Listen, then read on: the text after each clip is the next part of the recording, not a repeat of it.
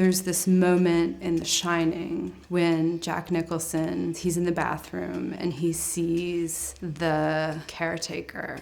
And time is already getting really confusing. And he says, "Aren't you the caretaker?" And he says, "No, you're confused. I'm not the caretaker, you're the caretaker. I should know. I've always been here."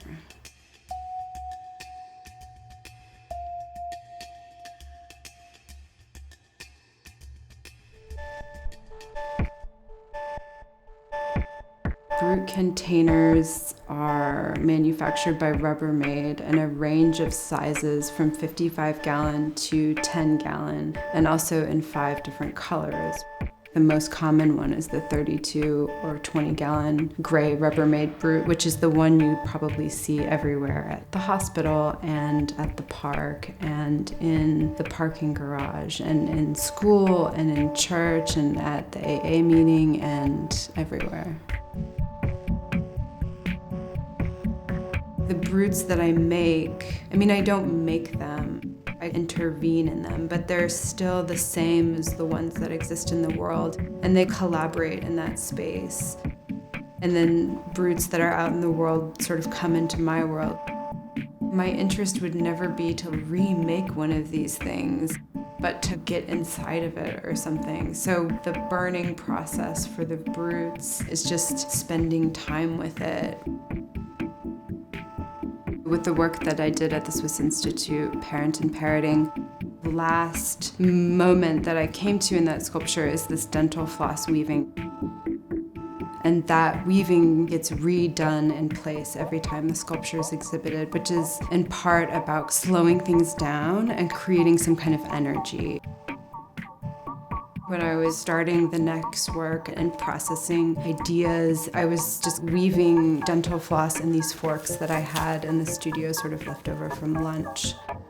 When you look at a plastic fork or a container of dental floss or a brute container, there's all of these decisions, there's all of this labor, there's money that's intertwined with this object.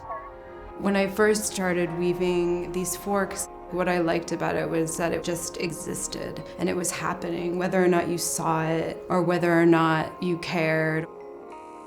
I kind of imagined a storefront and you could look in and just see this mass of forks or not see it. AAA is the title of the forks, and the title of the exhibition is All Always Already, which is what the brutes are doing and what the forks are doing in the work and outside of the work. And so it's this energy that's always already happening. These things are around and they're circulating, and then there's maybe one day when you start to really see it. On one level, you're just like, this is just a bunch of stuff and this doesn't mean anything. And the world is like that. There's just these heaps of products and things that are like this set through which we all live our real lives, which are intense and emotional. And you're kind of like, oh yeah, but that doesn't matter. And like, oh yeah, we're gonna move and we'll throw that away and we'll buy another one.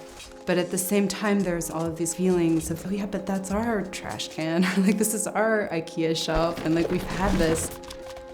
And so we're living in this world that supposedly doesn't mean anything, or the materiality of it is transient. But then I think in the work, the things are dispersed, but they're happening. And it's just about how it congeals in your mind, which has to do with it, but has to do with you also.